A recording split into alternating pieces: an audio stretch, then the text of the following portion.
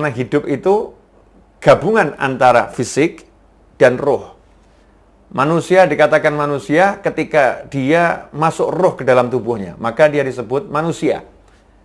Ketika roh itu belum masuk ke dalam jasadnya, maka dia dikatakan embrio, calon janin ya, calon janin. Nanti kalau udah masuk roh, baru dikatakan janin. Kalau rohnya itu keluar dari jasadnya, terpisah total, maka ruhnya tetap roh, jasadnya berubah nama. Bukan lagi jadi manusia, kita menyebutnya jenazah, mayat. Ya, mayat manusia, tapi kita menyebutnya mayat, bukan manusia. Nah, itulah definisi hidup di dalam Islam. Jadi orang yang hidup adalah orang yang ada rohnya, ada jasadnya. Kalau cuman roh namanya roh, ya. Kalau cuman jasad ya namanya jasad. Begitu ada roh dan jasad, itulah manusia. Nah, ini yang membedakan konsep hidup sehat di dalam Islam dengan konsep hidup sehat menurut para dokter. Sehingga ketika kita baca kisahnya kaum solihin, cara hidupnya itu mungkin nggak sesuai dengan cara hidupnya dokter. Contoh misalnya ya, Imam Malik rahimahullah. Kalau kita baca biografi Imam Malik rahimahullah itu beliau ke toilet 14 hari sekali. Padahal kalau ada orang tidak ke toilet selama 3 hari kan jadi masalah ya. Menurut kedokteran kan jadi masalah. Imam Malik 14 hari sekali. Nah, kenapa 14 hari sekali? Karena memang tidak ada yang dikonsumsi beliau kecuali seteguk air dan secuil korma. Itu pun di waktu sahur ya, dan di waktu berbuka dipisah. Minum airnya di waktu berbuka, makan kormanya yang secuil itu di waktu sahur. Cara hidupnya seperti itu, nggak makan yang lain. Ini kalau dilihat dari konsep kedokteran melanggar nih prinsip-prinsip kesehatan yang diajarkan oleh para dokter. Tetapi dalam konsep beragama sebagai seorang Muslim, kita punya Nabi Muhammad SAW yang mengajarkan cukup yakfi. Ini sabda Nabi, nggak mungkin salah SAW. Ini harus kita pegang ya. Tapi tanpa kita harus menyalahkan siapapun. Kita berpegang pada ajaran Nabi Muhammad SAW, tanpa kita harus menyalahkan siapapun. Menurut Rasul saya seperti ini yang saya imani, ini yang saya percayain. Orang lain terserah. Ya, orang lain terserah. Itulah kita diajarkan tidak menyalahkan siapapun, tapi kita pegang ajaran kita yang benar. Cukup buat anak cucu Adam, luqaimatun, yuqimna biha sulbah, atau kama qala sallallahu. Luqaimat. Luqmah itu satu suap. Kalau luqaimat, suapan-suapan kecil, ya beberapa suapan kecil. Jadi cukup buat anak cucu Adam beberapa suap kecil untuk menegakkan tulang punggungnya. Sumber saraf ini semua kan ada di tulang punggung. Artinya untuk hidup ya cukup beberapa suap kecil. Kalau ternyata memang kita bukan golongan yang super hebat tadi menjaga makan, golongan awam, Rasul mengajarkan SAW, makan itu sepertiga untuk makan, sepertiga untuk minum, sepertiga untuk nafas, dengan aturan makan saat lapar, berhenti sebelum kenyang. Ya, makan saat lapar, berhenti sebelum kenyang. Sementara yang terjadi sekarang, kita diajari sarapan pagi, makan siang, makan malam. Ada sarapan, makan siang, makan malam. Konsepnya Islam nggak kenal sarapan, nggak kenal makan siang, nggak kenal makan malam. Konsepnya Islam, kalau kamu lapar, makan. Berhentilah sebelum kenyang dan makannya sedikit. Ya, dan makannya sedikit. Nah, itu dipraktekkan oleh para ulama. Makanya kita ketika baca biografi Imam Nawawi rahimahullah, kita kaget. Imam Nawawi makannya cuma ketika berbuka dan cuma sedikit. Bahkan dikatakan makanan pokok beliau roti gandum, kemudian lauknya itu cuka. Roti gandum yang sedikit dimakan, lauknya cuka. Minumnya seteguk air. Selesai. Badannya sehat. Imam Nawawi itu sehat ya. Beliau bukan wafat karena kemudian punya penyakit, enggak. Beliau sehat. Imam Malik sehat. Kalau kita lihat para ulama, ya seperti itu. Makannya sedikit, badannya sehat. Saya ketemu beberapa orang soleh yang makannya sangat sedikit, ya, tapi daki gunung. Kuat. Ya, sholat puluhan rakaat, kuat. Nah, mohon maaf, untuk orang yang nggak percaya pada agamanya Allah Ta'ala, maka mereka nggak percaya tentang keberadaan ruh. Ruh itu nggak dipercaya. Makanya dikatakan mati ketika jantung berhenti. Kalau jantung berhenti, mati, selesai. Kalau Islam, ruh keluar dari tubuh, maka itu namanya meninggal dunia. Kalau ruhnya masih ada dalam tubuh, walaupun jantungnya berhenti, ya belum mati. Makanya ada orang mati suri ya. Jantungnya udah berhenti, tapi tiba-tiba kok hidup lagi. Dia bukan hidup lagi, emang belum mati. Ya belum mati dia. Ruhnya masih ada di dalam tubuh. Ruhnya belum keluar. Jantungnya memang berhenti. Nah, ikhwani rahimakumullah, perbedaan ini menyebabkan konsep hidupnya jadi berbeda. Makanya dikatakan kalau mau kuat, taat. Kamu taat sama Allah Ta'ala, kamu akan kuat. Kalau kamu nggak taat, kamu nggak akan kuat.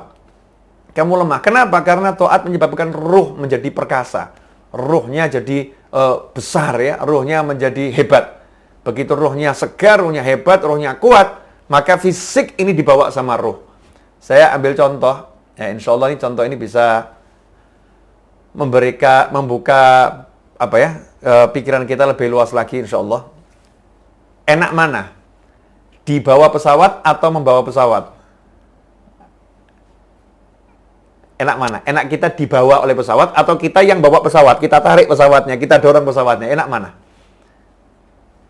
Jawabannya adalah ya enak duduk di bawah pesawat. Kalau kita duduk di bawah pesawat, maka nggak terasa kita nyantai, terbang Solo Jakarta, Jakarta Solo 1 jam nyampe. Tapi kalau kita suruh bawa pesawat nih, dorong pesawat, Masya Allah, kekuatan kita seberapa, 1 jam itu dapat berapa meter itu. Kalau kita yang narik pesawat dengan kekuatan kita, seberapa kuat kita. Nah, dalam tubuh manusia, itu ada ruh yang besarnya luar biasa. Dikatakan oleh Al-Habib Abu Bakar bin Abdullah bin Talib Al-Attas rahimahullah radhiyallahu anhu ketika menulis surat kepada Sayyid Ahmad Zaini Dahlan Mufti Mekah, dan surat itu terdokumentasikan dengan baik, bisa kita lihat sampai sekarang.